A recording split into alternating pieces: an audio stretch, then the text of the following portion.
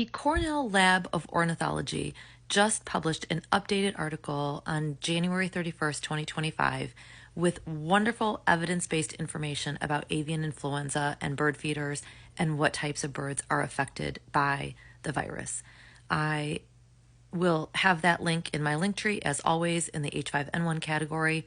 Essentially, the message was songbirds who feed at bird feeders are much less likely to be affected by avian influenza, about 3%. Keep in mind that that information is based on how the virus was behaving previously. There is a lot of development with this virus, and so I personally am not filling my bird feeders right now. I don't want to cause more spread, and I don't want to expose myself or my family, four-legged included, of course, to anything unnecessary.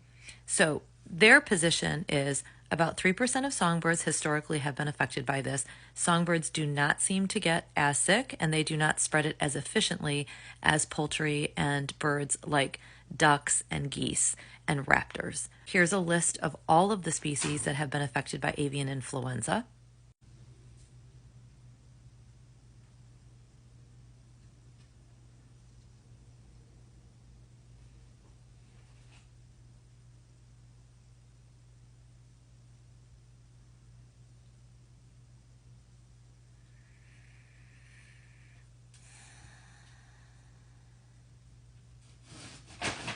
It's hard to see so many birds listed.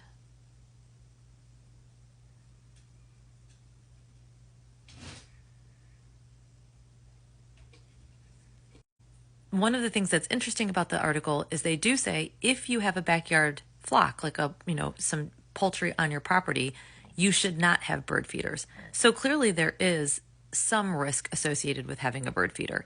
I would add that if you also have a dog who's going outside and using that same space, I would not want a bird feeder in the space where the dog is going, because not only could those birds produce droppings, but they could attract other birds that could be affected, like raptors.